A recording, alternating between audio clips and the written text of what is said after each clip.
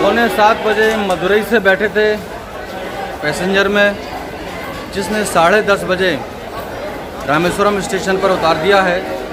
मदुरई और रामेश्वरम के बीच 15 स्टेशन हैं जहां ट्रेन रुकती है। यहाँ तो रुकती ही है, पर पैसेंजर है, इसके अलावा और कहाँ रुक जाए कोई भरोसा नहीं। तो अभी हम रामेश्वरम स्टेशन पर उतर गए हैं। आप देखिए रामेश्वरम स्टेशन को। इसके बाद अब हम होटल की तलाश करेंगे और होटल में जाने के बाद आगे फिर रामेश्वरम के लिए और यहाँ जो दूसरी और भी जगह हैं वहाँ हम जाने का प्लान करेंगे। कहाँ पहले जाना है, कहाँ बाद में जाना है।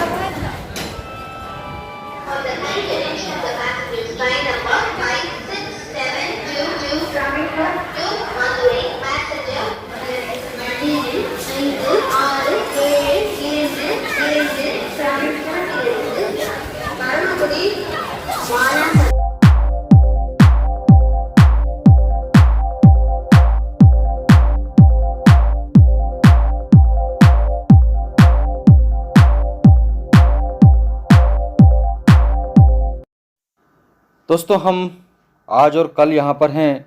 हमने निश्चय किया कि आज हम धनुषकोडी जाएंगे और रामेश्वरम में बाकी और भी कुछ स्थान हैं, कुछ धार्मिक स्थान हैं, वहाँ जाएंगे।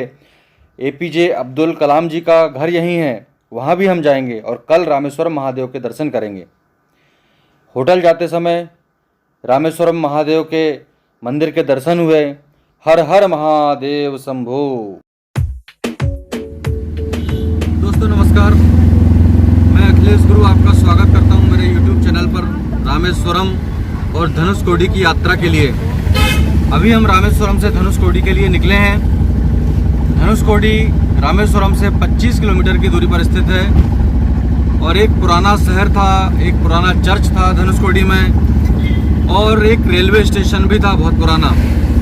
किंतु 1964 में एक सुनामी आई जिसने सभी कुछ डुबा कर रख दिया, सब तहस नहस कर दिया। अब तो बस अवशेष बचे हैं। जहां अभी हम चल रहे हैं वहां से धनुषकोडी से 5 किलोमीटर आगे एक संगम है जहां हिंद महासागर और बंगाल की खाड़ी, ये दो समुद्रों का मिलन है।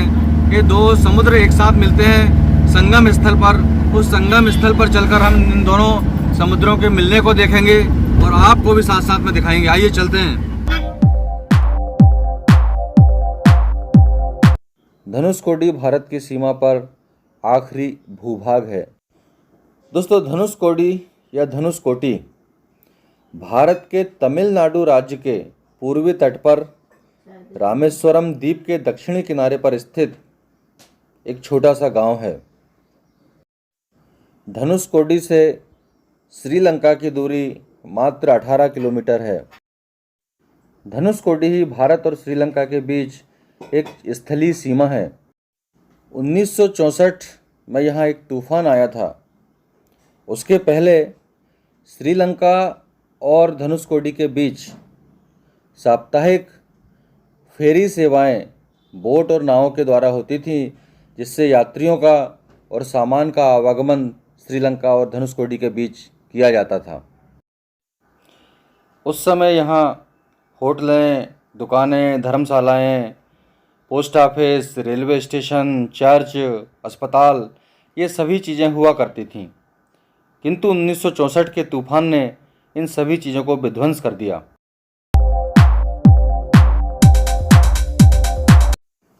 (1893) में USA में आयोजित धर्म संसद में भाग लेकर स्वामी विवेकानंद श्रीलंका के रास्ते धनुषकोडी होते हुए ही भारत आए थे। हम धनुषकोडी में प्रवेश कर रहे हैं। ये जो बिल्डिंग आप देख रहे हैं, ये अवशेष आप देख रहे हैं, यहाँ कभी पुराना रेलवे स्टेशन हुआ करता था, किंतु आज सिर्फ ये अवशेष बचे हैं। 1964 की सुनामी में सब ध्वस्त हो गया।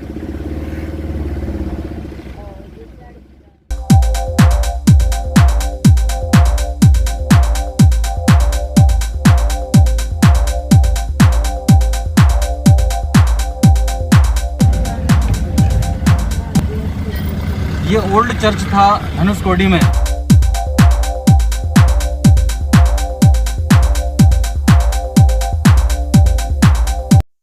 अब हम धनुषकोडी से आगे चलते हैं, जहां भारत की सीमा का अंतिम भूभाग है, एक वीरान भूभाग, जहां दोनों समुद्र मिलते हैं, हिंद महासागर और बंगाल की खाड़ी।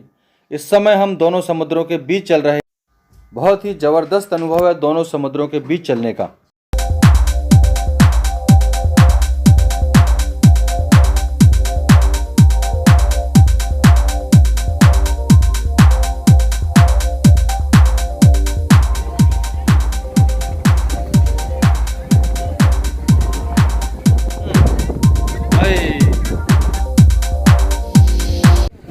दोस्तों, हम लोग पहुंच गए हैं वहां जहां दोनों समुद्रों का संगम है, जहां राम सेतु है। पीछे आप एक टापू देख रहे हैं, वही उसी के नीचे से राम सेतु था। 1964 की सुनामी में वह भी ध्वस्त हो गया था। Oh my God! और उसी टापू के एक तरफ देखिए हिंद महासागर है और दूसरी तरफ बंगाल की खाड़ी। इन दोनों समुद्रों का संगम भी हो रहा है इस संगम स्थल पर, राम सेतु के पास। बहुत ही अद्भुत नज़ारा। एक तरफ हिंद महासागर, टापू के इस तरफ से हिंद महासागर की लहरें चली आ रही हैं और दूसरी तरफ बंगाल की खाड़ी। दोनों समुद्र, एक तरफ से हिंद महासागर, एक तरफ से बंगाल की खाड़ी, दोनों समुद्रों का संगम, राम सेतु। बहुत अद्भुत नज़ारा, बहुत खूबसूरत नज़ारा।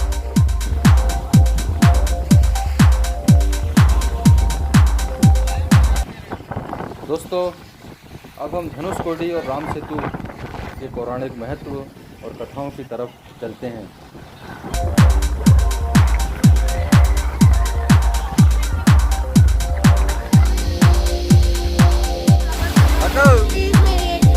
समुद्र का जल भरते हुए समुद्र का जल ले जाना है, जो पूजन के काम आएगा।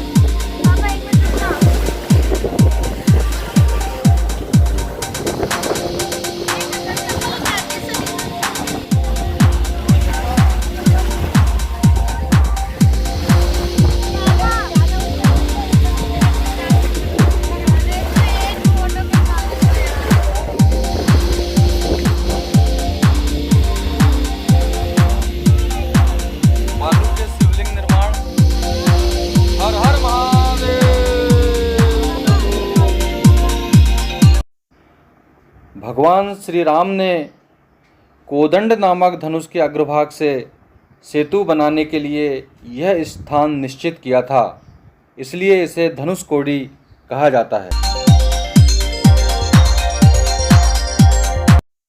श्री राम और रावण के महायुद्ध के पहले धनुषकोडी नगर में ही रावण के छोटे भाई विभीषण प्रभु श्री राम की शरण में आए थे। लंका विजय के पश्चात भगवान श्री राम ने धनुषकोडी में ही विभीषण का राज्याभिषेक किया था। इसी समय विभीषण ने कहा कि हे प्रभु, इस सेतु को नष्ट कर दीजिए, क्योंकि इस सेतु पर से भविष्य में भी आक्रमण लंका पर होते रहेंगे। विभीषण की प्रार्थना पर श्री राम ने बाण चलाया और इस सेतु को लगभग 3 फीट नीचे समुद्र में डुबा दिया। बहुत ही खूबसूरत, बहुत ही अद्भुत नज़ारा राम सेतु, बंगाल की खाड़ी और हिंद महासागर का मिलन।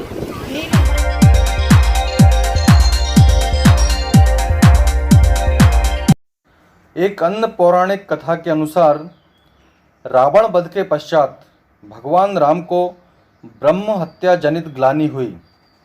इस ग्लानि का निवारण करने के लिए श्री राम ने यहाँ आकर अपने धनुष के अग्रभाग से दोनों समुद्रों को मिलाकर इसी संगम पर धनुष का भी परित्याग कर दिया। तभी से यह समुद्र संगम तीर्थ धनुषकोटि तीर्थ के नाम से प्रसिद्ध हो गया है।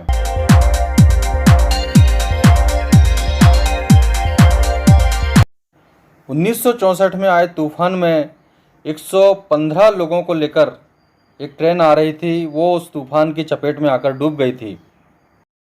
पंबन से शुरू हुआ धनुषकोडी का रेल मार्ग 1964 के चक्रवात में नष्ट हो गया था। इस संकट के उपरांत तुरंत ही तत्कालीन मद्रास शासन ने इस शहर को भूतों का शहर घोस्ट टाउन के नाम से घोषित कर दिया था और नागरिकों के वहां रहने पर प्रतिबंध भी लगा दिया था। वर्तमान में कुछ मछुआरे और दुकानदार व्यवसाय के लिए दिन में वहां जा सकते हैं, किंतु शाम होने के पहले उन्हें वापस लौटना होता है।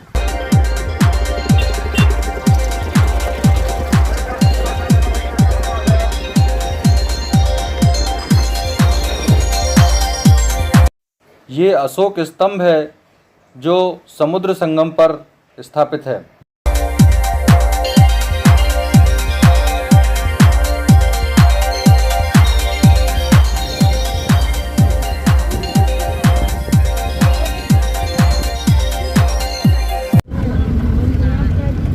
दोस्तों, रामेश्वरम और धनुषकोडी के बीच एक विभीषण जी का मंदिर है। राम भक्त विभीषण का मंदिर यहाँ बना हुआ है। उस मंदिर में हम चल रहे हैं विभीषण जी के दर्शन करने।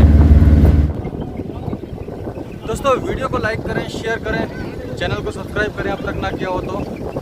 बेल आइकन दबाकर ऑल के ऑप्शन को क्लिक करें ताकि आपको वीडियो की नोटिफिकेशन जल्द से जल्द मिल सके। बहुत